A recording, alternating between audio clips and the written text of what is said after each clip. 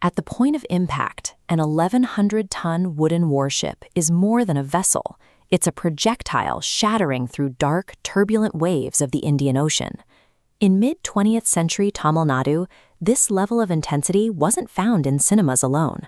It lived on street corners and in tea stalls, where readers gathered to pore over the latest weekly magazines. Publishers faced a persistent logistical hurdle.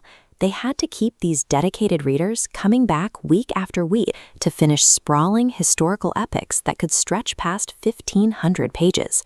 Writing under the pen name Sandilyan, Basham Iyengar pioneered a serialized narrative architecture that successfully countered the threat of audience churn.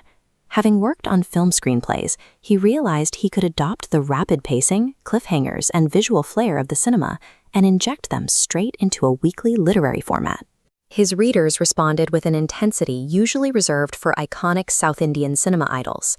The demand for his writing grew so reliable that magazines broke industry norms to pay him a fixed monthly salary, and decades later, the state government even attempted to nationalize his entire catalog. The resulting three-part formula turned historical fiction into a high-pacing engine for the literary blockbuster. The first pillar of this formula is a rigorously researched historical canvas. Sandilyan spent months studying ancient literature, geography, and political records to ensure his settings were structurally sound before he placed a single fictional character inside them. We can see this engineering clearly in his masterpiece, Kadalpura, or The Seabird.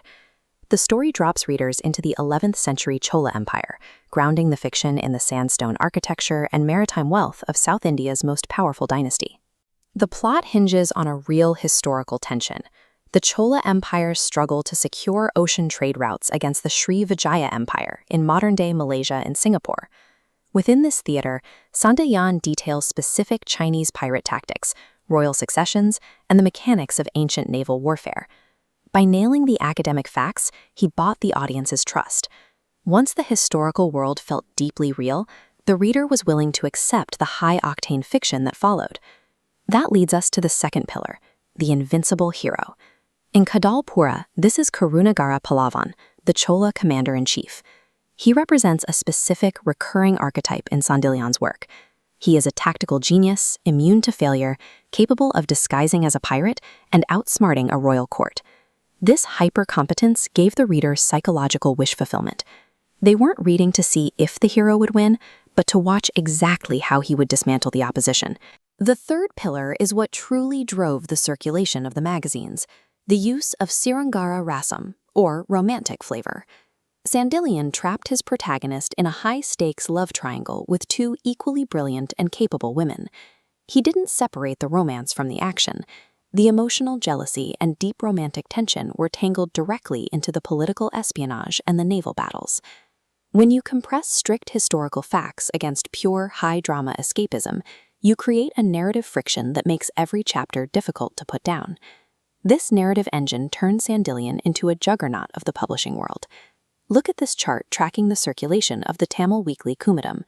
You can see a sharp spike in readership that directly mirrors the release of his serialized novels. That audience loyalty outlived the print era. Today, his epics are still consumed by hundreds of thousands of listeners across digital platforms like Storytel audiobooks. Decades after his peak, academic scholars still rank him as the fourth most popular Tamil writer in history.